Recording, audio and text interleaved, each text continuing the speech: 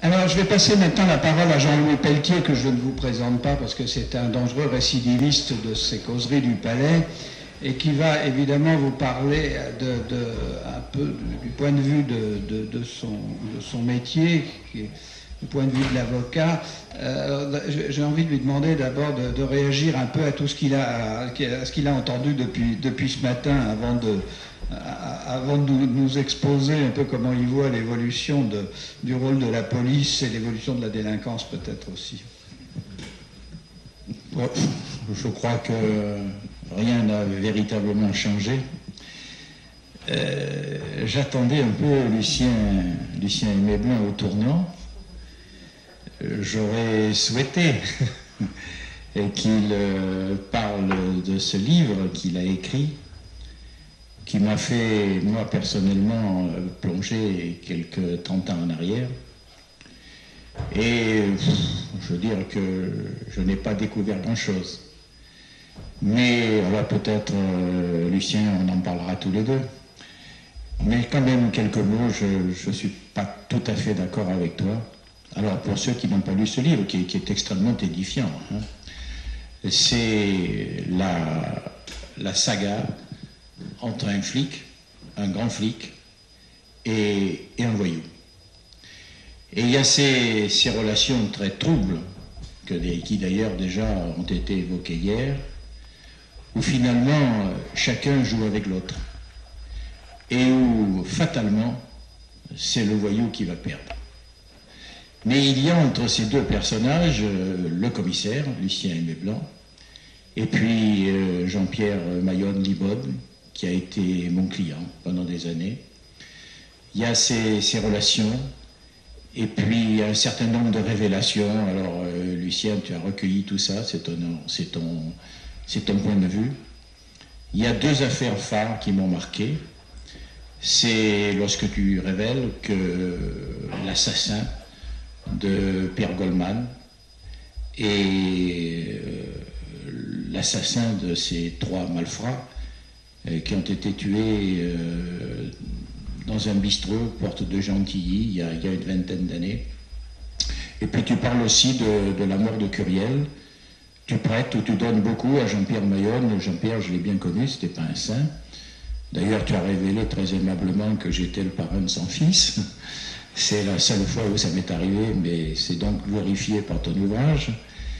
Et tu dis par exemple que Goldman est mort, Goldman qui avait été poursuivi, condamné pour hold-up, acquitté ensuite, etc. Hold-up et meurtre, et qui était devenu une espèce de penseur de la gauche. Goldman tué dans un quartier de Paris un matin, liquidé. On s'interroge sur sa mort, finalement tout est classé, et c'est toi qui dans ton livre dis c'était Mayonne. Et je ne te suis pas. Je ne te suis pas parce que d'abord j'avais parlé de cette affaire avec Mayonne.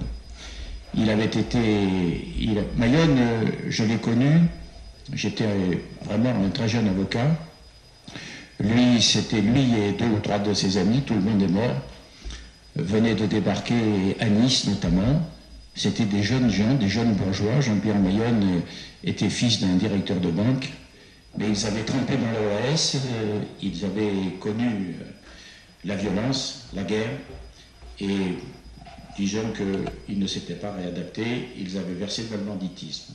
Ils étaient jeunes, ils étaient énergiques, ils étaient violents, et le hasard a fait que cette équipe-là, et d'ailleurs, là aussi, tu le révèles, décidément, tu balances beaucoup pour un flic, hein. Eh bien, tu révèles qu'ils se sont entretués. Je les ai connus les deux doigts de la main. Tu dis, Sébastien qui flingue. Alors, je vais te faire une confidence, mais on ne va pas parler entre nous. Après la mort de... Non, alors je vais dire. Bon, Mayonne Libod, jeune voyou, très, très énergique. Et ce sont des garçons qui prennent leur place dans le milieu. Et puis je les défends, je les connais, J'ai avec eux les relations que j'ai toujours eues avec mes clients, c'est-à-dire que je les appelle parfois par leur prénom, je les vouvoie systématiquement et ils m'appellent maître. Comme ça, il y a une frontière, mais ça n'empêche pas qu'on puisse avoir des sentiments, l'un pour l'autre ou les uns pour l'autre.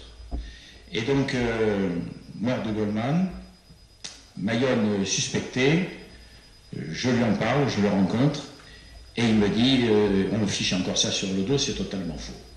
C'est faux, et d'ailleurs, on m'en a parlé, j'ai répondu, j'ai un alibi, et cet alibi a été vérifié, il est en béton. Pourquoi tu n'en parles pas, Lucien, de cet alibi? L'alibi, c'est que Mayonne Libod, au moment où Goldman a été tué, il est au club Méditerranée en Tunisie. Il est radicalement impossible qu'il puisse quitter la Tunisie, exécuter Goldman et revenir.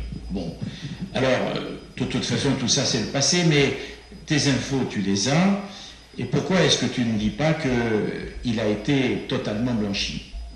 Deuxième épisode, et on ne règle pas des comptes, on parle amicalement, mais devant tout. D'ailleurs, j'ai pas de compte à régler avec toi, parce que je t'aime bien depuis longtemps, on a le même âge, la même génération, j'ai suivi ton parcours, tu m'as toujours beaucoup amusé, tu m'as souvent roulé dans la farine, mais bon,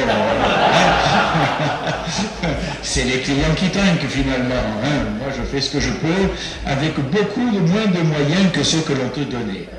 Et donc, là aussi, alors les trois Maccabées, comme tu dis, de la porte de Gentilly, Mayonne est soupçonné. 3 morts d'un coup, ça fait beaucoup. C'est la guerre avec les Zemmour. Il est soupçonné et j'apprends après qu'il est interrogé et laissé en liberté. Et il y a un épisode, et il donne un alibi.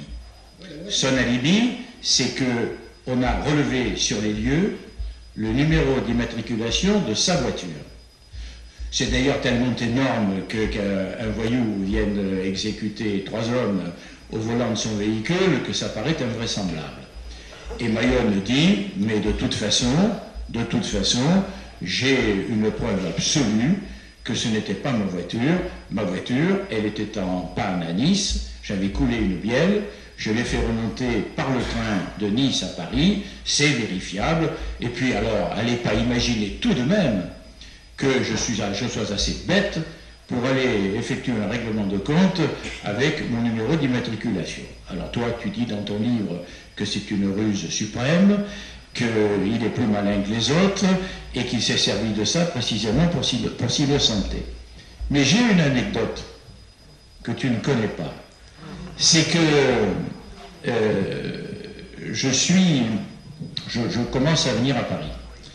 J'ai une affaire chez un juge d'instruction qui est M. Floch. Et je vais chez Floch, tout à fait par hasard, et Floch me dit, ah, vous êtes maître Pelletier? Oui. Il me dit, je veux vous parler. Alors je trouve ça un peu ému, oui, alors il fait sortir son greffier, et il me dit, où étiez-vous samedi dernier? Je dis, c'est un interrogatoire. Il me dit, non, c'est une vérification. Ben, je lui dis, samedi dernier, après-midi, à l'époque on travaillait, je suis à la cour d'assises de Draguignan, et je plaide. Il me dit, est-ce que vous avez eu une visite? Je lui dis, je n'ai pas eu de visite, mais je sais que... Il me dit, est-ce qu'on ne vous a pas averti de quelque chose? Eh bien, je lui dis, je sais qu'après que j'ai eu fini de plaider, le CRS de faction, je dis le CRS de faction, m'a dit, il y a des jeunes gens qui vous ont demandé, ils remontaient sur Paris, ils étaient très pressés, et ils vous ont dit qu'ils vous saluaient, puis ils vous verront à Paris. Il me dit, attendez, des jeunes gens, un jeune homme, je dis oui, un jeune homme. Il me dit, vous savez qui c'est? Je dis, je ne sais pas où va cet interrogatoire. Je ne percute pas là-dessus, je ne fais pas... C'est d'ailleurs pas un interrogatoire, c'est une conversation avec Floch, en privé. Et il me dit, est-ce que ce jeune homme, vous savez qui c'est? J'ai dit, oui, je pense qui c'est, parce qu'il a téléphoné à mon cabinet, c'est Jean-Pierre Mayonne Libod. Il me dit, j'ai dit, mais pourquoi vous me demandez ça? Il me dit, je vais vous dire après. Spontanément, vous m'avez livré un détail. Vous m'avez dit qu'il a demandé au CRS de faction, à l'entrée du palais, à vous parler. J'ai dit oui. Il me dit pourquoi? À Draguignan, ce sont des CRS.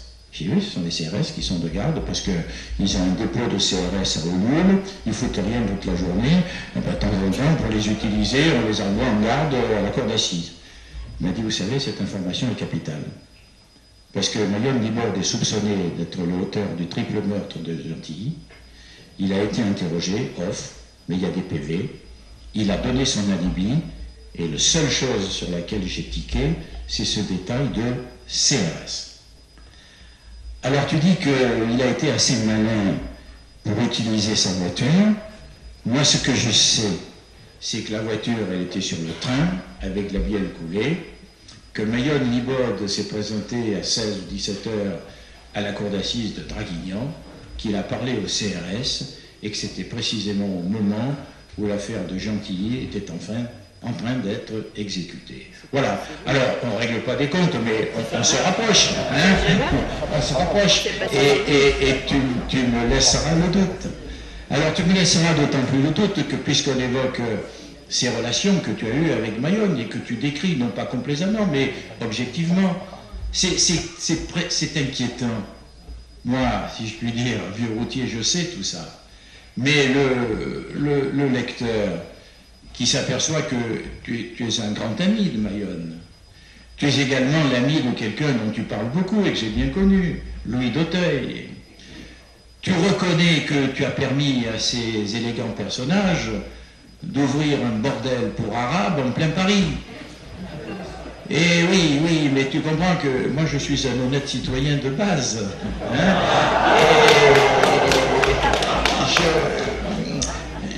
je comprends assez mal tout ça. Mais c'est ton boulot, c'est ton job, c'est ta carrière. Et puis tu sais, pour moi, je vais te dire, je m'adresse à toi, je vais te dire, tu t'es sanctifié. Tu t'es sanctifié parce que tu n'as pas voulu participer à l'assassinat de Jacques Mérine. Et ça, c'est beau dans la vie d'un flic. Hein, tu n'as pas voulu y aller. Il y en a d'autres qui se sont glorifiés de cette mort que tout le monde aurait pu éviter, qui est intervenu. Moi, je ne sanctifie pas Mérine, hein, je l'ai défendu. J'ai eu d'excellentes relations avec lui. Il a toujours été mon client. J'étais son avocat. J'ai 2-3 souvenirs de lui qui emportent tout. Le premier, c'est jeune avocat appelé par lui, je dis bien appelé par lui à la santé. J'arrive, il me scrute, il me regarde, et il me dit, je voulais vous voir. J'ai dit, vous me voyez? Et il me dit, vous savez, vous avez entendu parler de moi. Je dis vaguement par les journaux, oui. Et il me dit, voilà, tous vos confrères font offre de service. Je dis, ça vous m'étonnez un peu. Je dis, je peux vous donner les noms, ça ne m'intéresse pas. Si vous voulez me défendre, on pourrait peut-être faire un bout de chemin ensemble. Mais je voulais quand même vous voir. J'ai dit, bah, écoutez, vous m'avez vu, je crois que ça suffit. Vous me ferez connaître votre opinion. Au revoir et peut-être à bientôt. Et le lendemain, j'ai reçu une lettre de Mérine qui me dit finalement, vous ne m'avez pas déplu. C'est pas que vous m'avez plu, vous ne m'avez pas déplu. Et je crois que, comme vous dites, on peut faire un bout de chemin ensemble. Je l'ai défendu. Sur le parcours, petite anecdote, puisque chacun égrène ses souvenirs, un matin, j'arrive à la santé.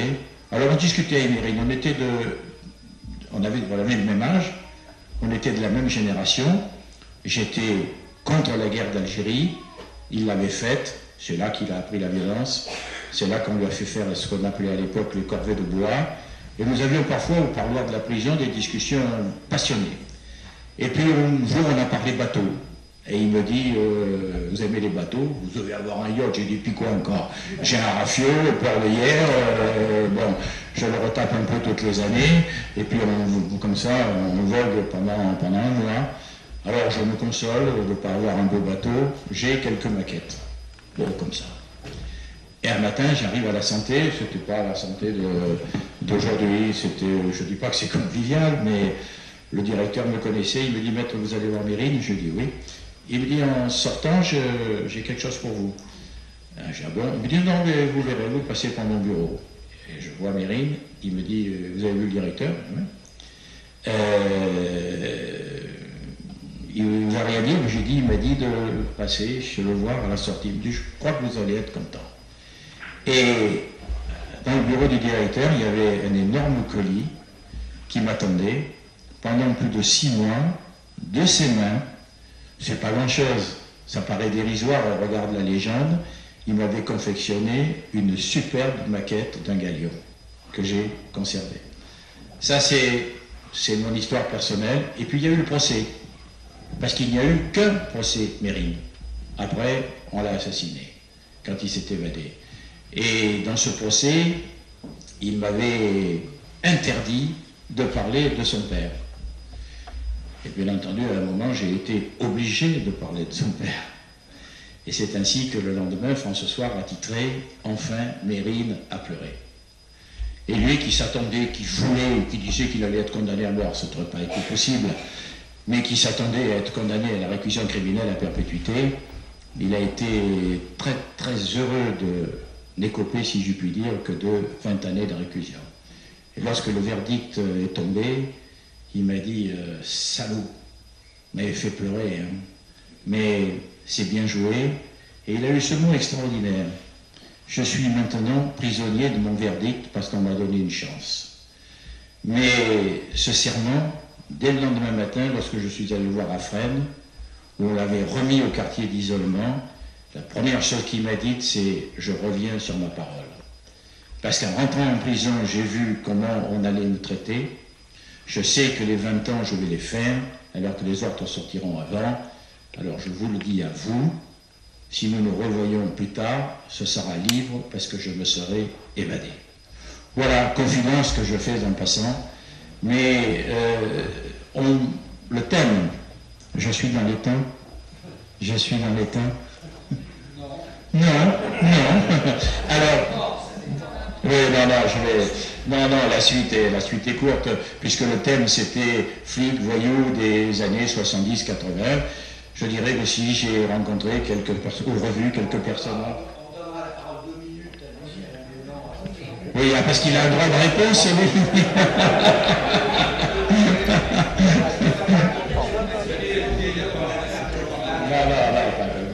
Non, mais c'est...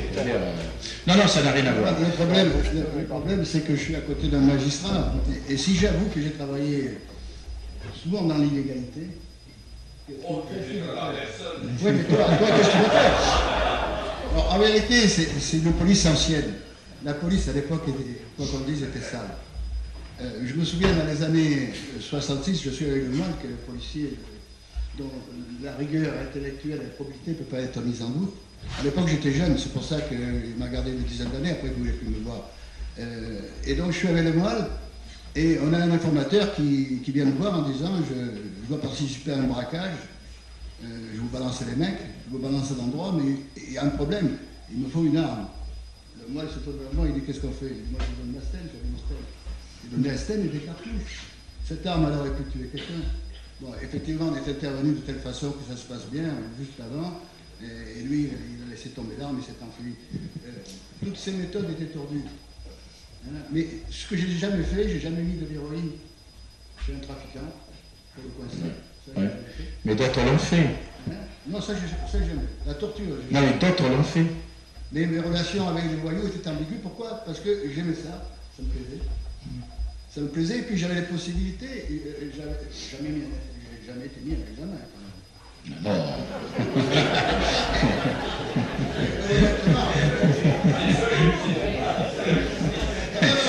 C'est pas mal pour un commissaire. Je suis passé dans les mains de Ballard, je suis passé chez Bruguière, avant de me mettre en prison d'ailleurs. Je suis passé partout, c'est du mal qui me défendait là chez Bruguière. C'est pas un mauvais choix. J'étais procureur général. Bon, donc j'étais à la limite, c'est vrai. L'illégalité, oui. Est-ce que c'était moral ou pas? Je ne sais pas. C'était un système, de toute façon, à l'époque, si vous voulez, on était formés sur le tas. On était formés sur le tas. On rentrait chez les vieux flics. Chez les flics de l'époque, dans les années 60, il y avait quoi? Il y avait les anciens collaborateurs qui avaient été oubliés par De Gaulle. C'était pas pour le préfet. C'est tout dire. Il y avait les anciens gaullistes, il y avait les FTP, c'était des gardiens de la paix, ils étaient passés commissaires divisionnaires. Dès qu'on arrivait avec une petite distance au quai des Orfèvres, on était un étranger. Ils n'aimaient pas les diplômes, ils n'en avaient pas. Bouvier, qui est l'homme à la pipe, lui il se la jouait des vrais. Hein.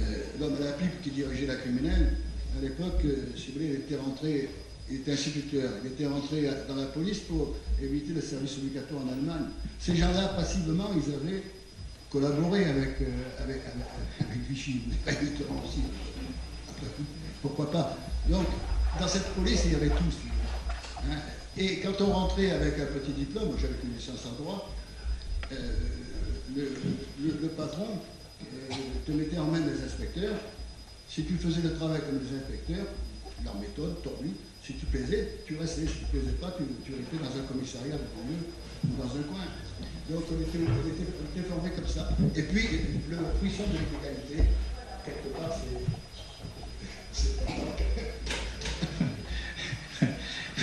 Non, merci. Enfin, ce qu'on ne peut pas reprocher à Lucien Aimé Blanc, on peut lui rendre grâce pour sa franchise, parce que, au fond, ce qu'il raconte, beaucoup d'entre nous le savent. Oui, mais c'est bien qu'il le révèle. On avait entendu causer. Et donc ils le disent, au fond, c'est tout à son honneur. Revenons à Jean-Louis Pelletier. Oui, alors moi, simplement, puisque c'était les années 70, puisque chacun parle de sa vie, moi j'ai deux souvenirs de ces années-là. C'est le gang des Lyonnais, Edmond Vidal, Pierre Pourrat par la suite, un procès finalement complètement truqué, complètement manipulé, où j'étais arrivé vraiment la fleur au fusil, où je me suis battu et où je me suis aperçu tout au long des débats que, alors vraiment, le jury était certainement sous influence. Et le résultat extraordinaire m'a un peu déçu. Tous ces gens-là qui avaient quand même monté des commandos, hein, c'était une équipe de fiers à bras, hein, c'était pas rien.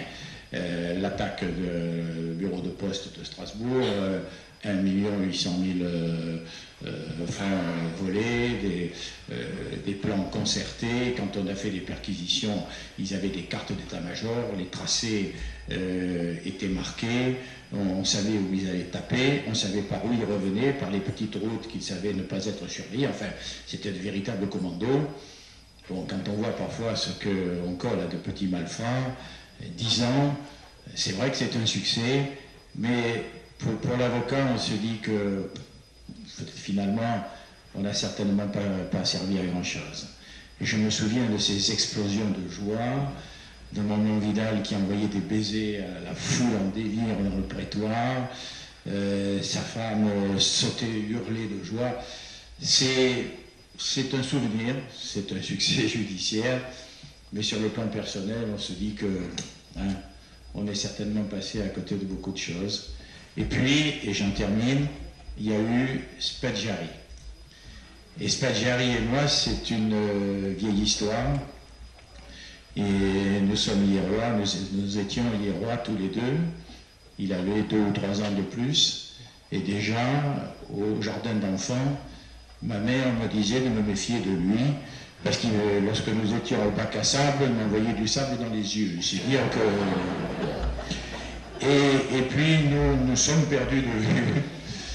Et il y a eu ce qu'il a écrit, lui, dans son livre, Entre les émeutes du paradis, ce casse fantastique, je dis fantastique vu de l'extérieur, bien sûr pas pour les victimes, tous ces coffres fracturés, l'argent pris, et ce bandit d'honneur qui s'évade du palais de justice de Nice, avec un juge que tu connais bien, là encore, complètement abasourdi, parce que Spaggiari lui dit qu'il fait un peu chaud dans le bureau.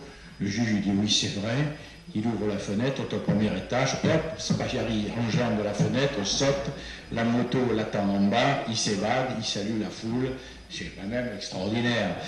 Et puis, j'ai le procès Spaggiari sans Spaggiari, et pour cause, puisqu'il est parti, donc procès tronqué, qui se termine assez bien.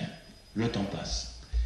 Et alors, je dois dire que dans notre enfance, hier, petite ville, toute petite ville, dans le Var, Madame Spaggiari, la maman, avait un commerce très prisé des dames.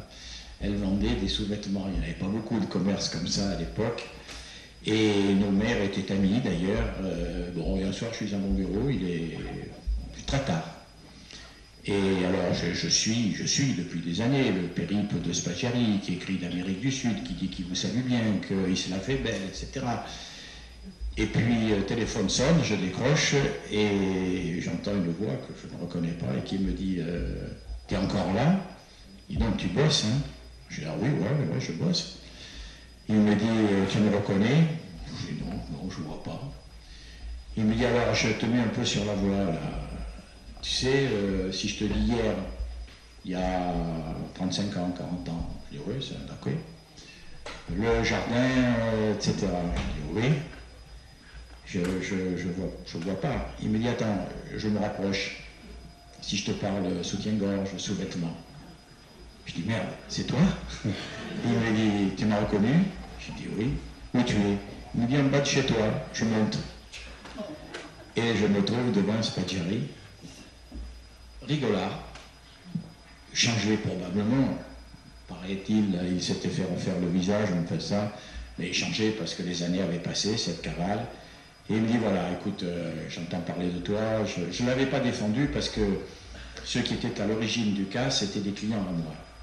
Donc j'ai défendu quelqu'un d'autre qui a été acquitté, lui avait choisi un avocat de Nice, Perra, le maire actuel de Nice, mais nous nous étions vus, nous nous étions retrouvés, les prisons n'étaient pas à l'époque ce qu'elles sont, les gens se promenaient, Spaggiari, moi j'allais voir des clients à Nice, je les rencontrais, on évoquait le passé, etc. Et il me dit, écoute, voilà, j'en ai marre, j'ai bourlingué partout, mon procès s'est fait sans moi, celui qui a été condamné le plus sévèrement a été condamné à 9 ans, est-ce que tu ne peux pas arranger quelque chose?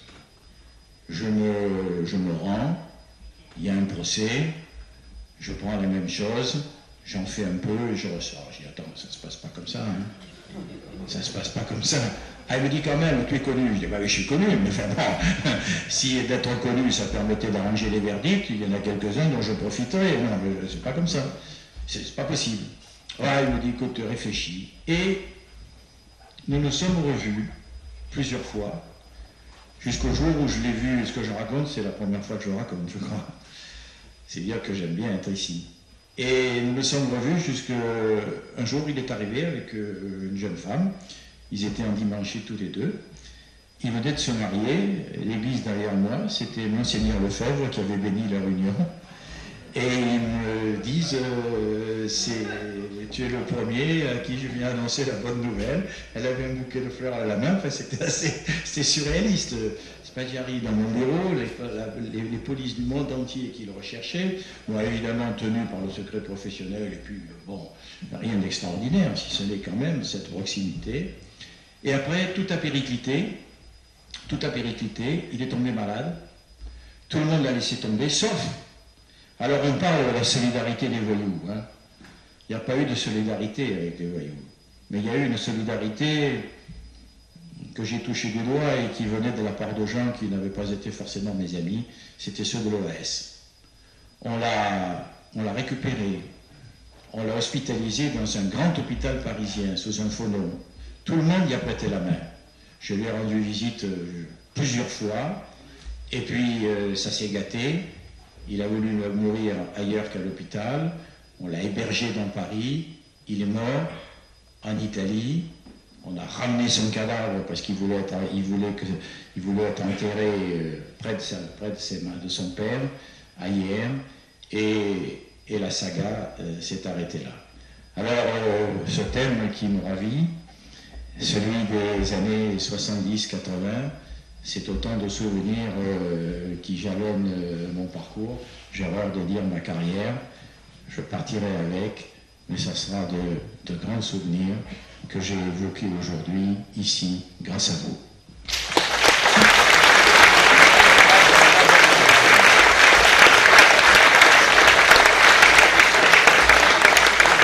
Merci. merci Jean-Louis Pelletier d'avoir dévoilé quelques secrets que vous aviez au fond de votre besace. Effectivement, cet épisode, vous ne l'aviez pas. Vous aviez déjà évoqué Spaghieri, mais cet épisode, vous l'aviez gardé pour vous. Alors, vous avez, dans la première partie de l'exposé de Jean-Louis Pelletier, on a touché évidemment du doigt le problème des limites de la police, qui a beaucoup changé. Je crois que l'époque quand même qu'a évoqué Lucien Aimé-Blanc, il a d'ailleurs résumé tout à l'heure aussi les raisons pour lesquelles il y avait cette atmosphère, il y avait des strates politiques, il y avait les choses ont évidemment évolué.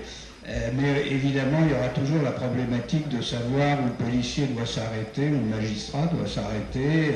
Est-ce qu'on a le droit de transgresser les règles quand on est du côté de la loi et de l'ordre? Est-ce que on l'avait vu dans d'autres affaires où la discussion était de savoir. Un juge qui était là l'an dernier, Renaud von Ruymbeck, avait été un peu sur la sellette parce qu'il avait été marché un peu à la limite des règles de procédure pénale. Donc c'est un problème que nous n'allons pas régler aujourd'hui, mais qui pourra faire l'objet sans doute d'autres débats dans cette salle les années prochaines.